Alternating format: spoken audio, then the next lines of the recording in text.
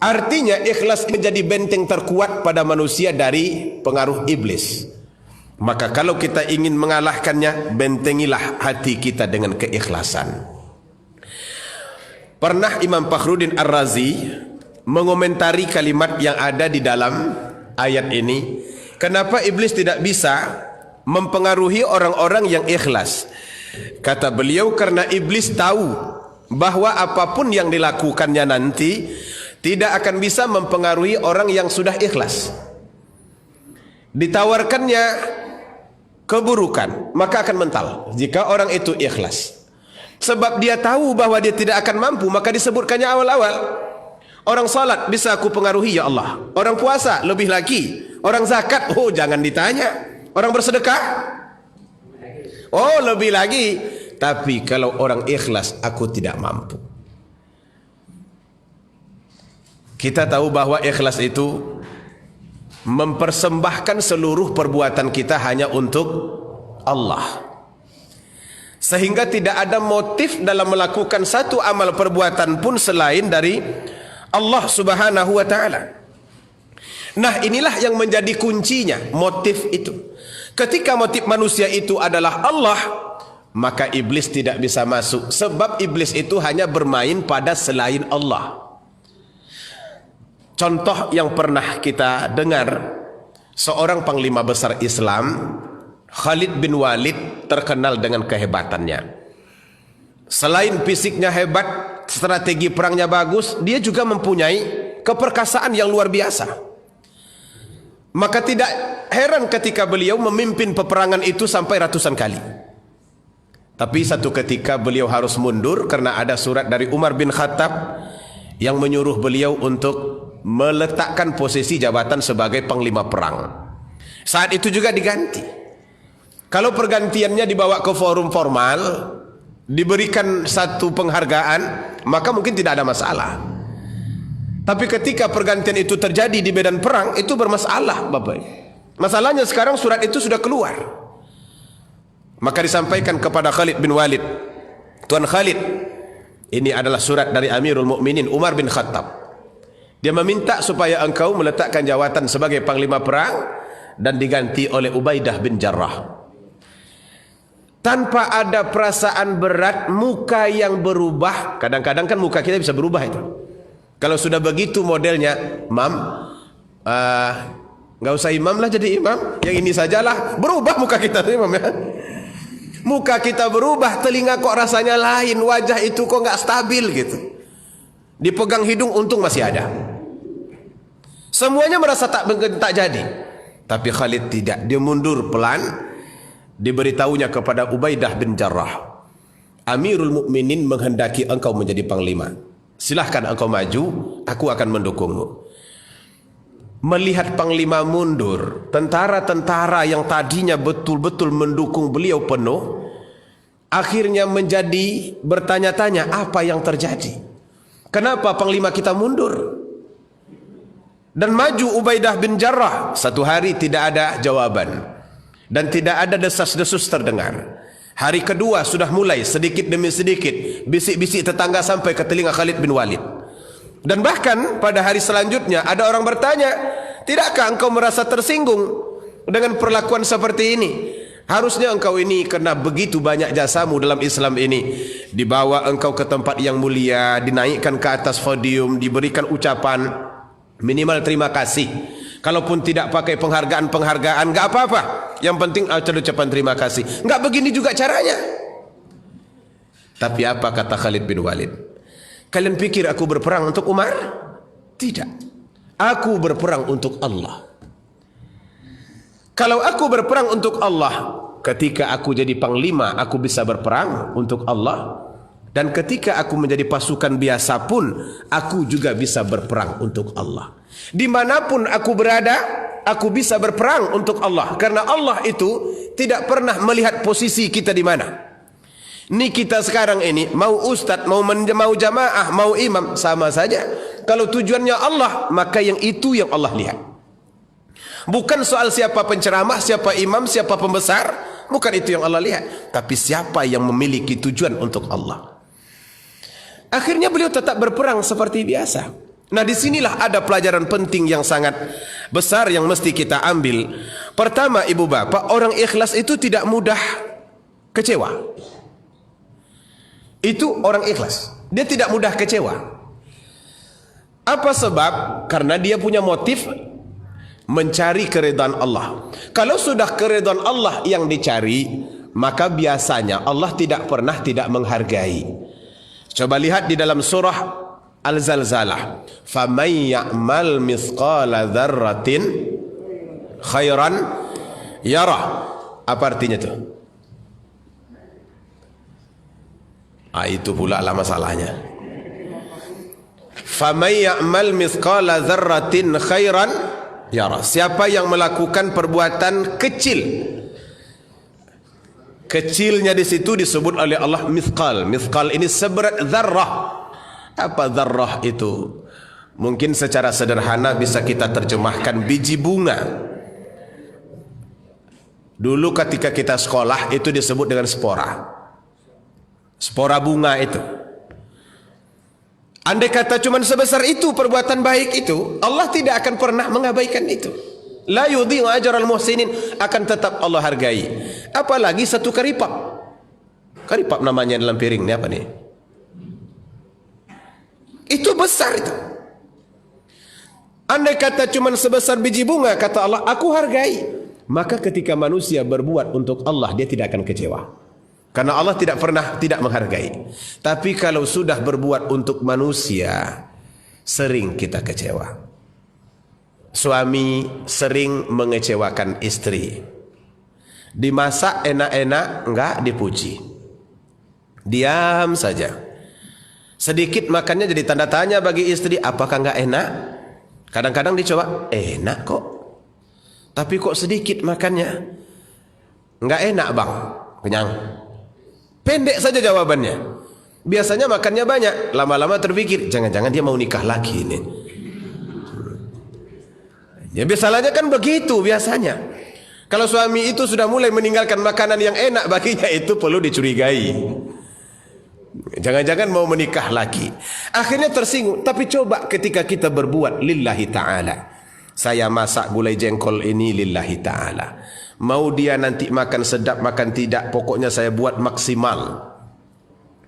Santannya bagus, tokonya bagus, pilihan jengkolnya bagus. Pokoknya yang tua, yang langkang tuh, itu yang dibuat enaklah pokoknya. Nanti dia puji atau tidak, aku tak peduli.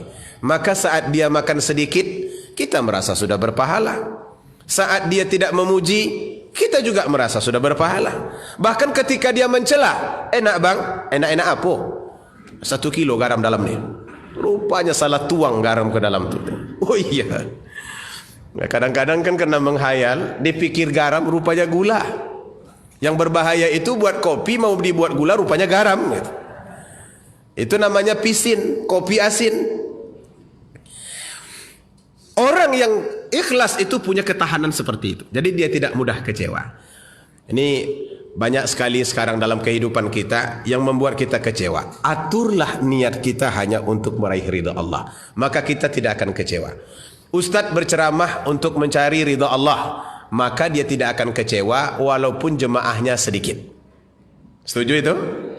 Nyawa sudah sampai, Allah tidak akan melihat dan menilai sedikit kali jemaahnya, enggak cocok dong.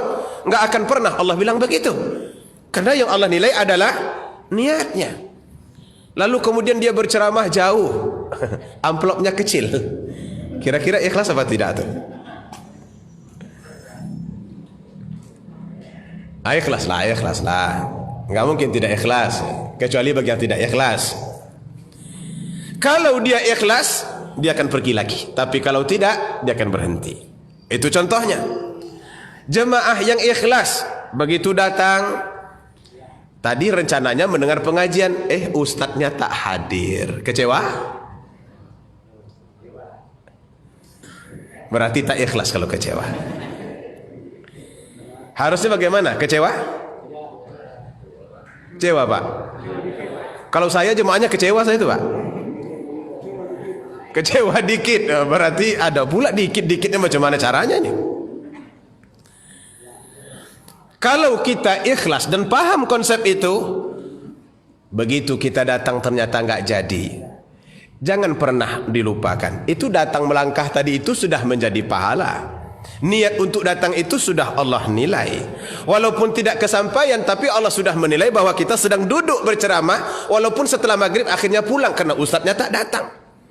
Sebab niat itu sudah terpatri. Allah sudah tulis itu. Maka ketika nanti begitu jumpa, nggak datang, nggak apa-apa. Kalau begitu alhamdulillah saya sudah berpahala dan bisa makan ayam penyet di rumah dengan nilai pahala yang sama. Begitu sampai ternyata ustadznya diganti, bukan ustadz yang sebenarnya. Kecewa? Enggak.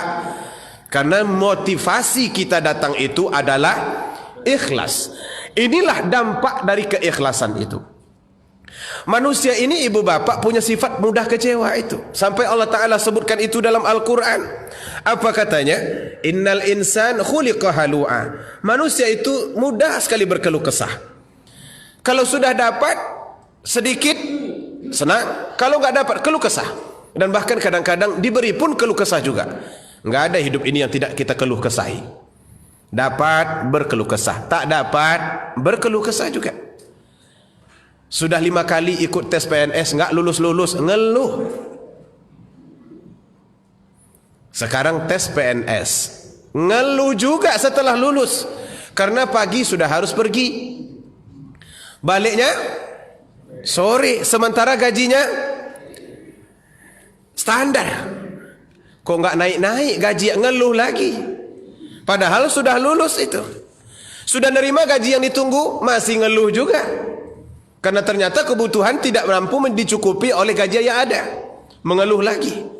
Udah diberi, mengeluh lagi. Gaji 13 lambat-lambat keluarnya. Sudah diberi gaji 13, masih mengeluh juga. Oh, manusia, dia tidak akan pernah tidak mengeluh. Nah, bagaimana itu tidak bisa? Bagaimana itu bisa tak terjadi? Ikhlaslah di dalam hidup kita. Yang kedua, dari kisah yang kita sampaikan tadi, orang yang ikhlas itu tidak butuh pujian manusia dan tidak pula mati kena celaan manusia. Mau dipuji oleh orang lain dia biasa saja, mau tidak dipuji oleh orang lain dia biasa saja. Itulah orang ikhlas. Rame-rame orang menyebutnya bapak ini baik, ini biasa saja bagi dia. Besoknya rame orang mengecewa, mencelanya. Oh, enggak ikhlas ini, biasa saja. Dia paling tahu dengan hatinya sendiri kemana arah tujuan dari amal ibadah yang dia lakukan. Sebab itu orang-orang yang ikhlas ini selamat batin, selamat zahir. Yang paling hebat itu selamat jantungnya. Paham Bapak Ibu itu kaitannya? Selamat jantungnya. Orang yang tidak ikhlas mudah kena serangan jantung. Orang yang ikhlas terhindar dari penyakit jantung. Tapi jangan nanti bila orang diserang penyakit serangan jantung, ini tak ikhlas ini berarti ini. Sesuai dengan cara Ustaz Mas Riyadi ketika itu. Ya kalau sudah kena serangan jantung itu selesai, habis. Tapi banyak penyakit yang akan terhindar dari kita. Tensi tidak mudah naik, kecewa tidak mudah datang, emosi tidak mudah kambuh, jiwa tenang. Hari-hari yang kita lalui akan indah sebab kita tidak punya beban. Sebab kita sudah tahu nilainya sudah ada. Tapi kalau tidak ikhlas, banyak sekali. Udah mati-matian saya bekerja, nggak ada dihargai sama sekali. Kan sering begitu tuh. Nggak ada dihargai sama sekali. Padahal apa yang tidak saya berikan, ini sudah, ini juga sudah. Bahkan yang tidak mereka minta pun saya lakukan, tapi tidak dihargai sama sekali. Ini berarti tidak ikhlas ini. Pantas kecewa. Hadirin yang dimuliakan Allah Subhanahu wa taala. Kemudian ikhlas itu akan menjadi pribadi yang sangat baik dan disukai Allah Subhanahu wa taala. Akhlak terpuji yang tertinggi itu adalah ikhlas. Kita paling senang dengan orang ikhlas itu. Dan kita juga paling tak suka dengan orang yang tidak ikhlas. Ketika terjadi kampanye besar-besaran, ada di TV, seorang calon memberikan karpet ke masjid dengan harapan dia akan menang di tempat itu. Tapi ternyata setelah itu kalah. Apa yang terjadi? Ditariknya karpet itu kembali. Ini benar-benar memalukan ini. Datang ke sana menarik karpetnya kembali. Mana karpet yang saya serahkan kemarin? Ini sini tarik. Kenapa saya tidak menang? Berarti memberi itu tidak ikhlas. Masalahnya setelah karpet itu ditarik, mau diletakkan di mana? Diletakkan di rumah. Rumah tidak ada ruangan yang karpetnya seperti ini. Satu, kalau tidak ada ruangannya, maka terbiar di halaman rumah, akan hancur. Atau diletakkan dalam mobil, dia harus menyewa mobil satu lagi supaya karpet itu bisa terjaga. Kalau diambil juga, apakah dia bisa ngangkatnya sendiri? Tidak, dia harus menyewa tukang angkat. Betapa banyaknya masalah yang akan muncul hanya gara-gara tidak ikhlas. Jadi ikhlas ini menjadi kunci keselamatan. Sebab itu hadirin yang dirahmati Allah Subhanahu wa taala, Allah menyebutkan bahwa kalau kalian ikhlas, aku terima. Innallaha thayyib la yaqbalu illa thayyiban. Allah itu baik, ia tidak akan menerima kecuali yang baik. Tapi kalau kalian tidak ikhlas, kata Allah taala, ya sudah, buatlah apa yang kalian mau. Wa ma umiru illa liya'budullaha mukhlishina lahuddin. Kamu tidak diperintahkan kecuali untuk menyembah, beribadah kepada Allah dengan penuh keikhlasan. Artinya tanamkan motif baik untuk mencari keridhaan Allah Subhanahu wa taala itu. Bahkan ketika ikhlas itu tidak ada, sebekuat sebesar apapun amal ibadah yang dilakukan, Allah tidak terima. Ya ayyuhalladzina amanu la tubtilu sadaqatikum bil manni wal adha. Wahai orang-orang yang beriman, jangan batalkan pahala sedekahmu dengan dua sebab. Satu, man. Man ini adalah menyebut-nyebut. Jadi batalnya sedekah itu salah satunya adalah dengan menyebut-nyebut. Dan inilah bentuk ketidakikhlasan. Karena orang yang tidak ikhlas itu suka menyebut-nyebut pemberian yang sudah diberikannya ke orang lain. Betul Bapak Ibu? Kalau dia mulai menyebut-nyebut berarti dia tidak ikhlas memberikan. Betul? Kalau dia ikhlas, dia akan diam saja. Bahkan kalau boleh, tak usahlah orang lain tahu. Tapi kalau disebut-sebutnya, siapa yang kalian ceritakan? Si Bulan. Kalau tidak kena saya dulu. Enggak akan seperti itu. Mulailah diceritakan. 3 kali dia datang ke saya, nelpon. Pak, tolong Pak, berikanlah rekomendasi kepada saya supaya saya dapat itu. Kalau enggak saya berikan rekomendasi, enggak akan seperti itu. Gaya saja. Dihancurkan semua amal ibadah yang sudah pernah dilakukan. Ini kalau terdengar oleh orang yang menerima kebaikan itu, maka yang kedua akan muncul ada perasaan sakit. Jika dia mampu mengembalikan apa yang sudah diberikan itu, dia akan kembalikan. Tapi kan kadang tak mungkin lagi. Maka dia memendam perasaan sakit. Tapi bagi orang yang menyebutnya, itu berefek hilangnya amal perbuatan yang dilakukan. Karena itu ibu bapak, kalau kita sudah melakukan satu yang baik, jangan disebut-sebut lagi. Hingga nanti menodainya hati kita. Dan orang yang menerima kebaikan itu menjadi tidak nyaman. Diam saja. Biar saja Allah yang tahu. Sebanyak apapun yang kita lakukan untuknya, tidak pun dia berterima kasih, cukup Allah yang tahu. Karena amal ibadah kita sudah ditulis. Pahalanya sudah dapat. Jangan digoyang lagi pahala itu. Kalau digoyang lagi, nanti dihancur sendiri. Hilang, sia-sia. Maka nanti perbuatannya sudah kita lakukan, pahalanya sudah tidak dapat, terlalu banyak ruginya kita. Nah inilah yang kadang-kadang perlu diperhatikan dan diingat oleh orang-orang yang beramal. Sebab iblis tadi tidak akan bisa, tak akan berdiam diri ketika seorang hamba itu beramal. Maka kalau amal itu amal yang mestinya dapat pujian, dia akan bangkitkan perasaan itu supaya amal itu dipuji.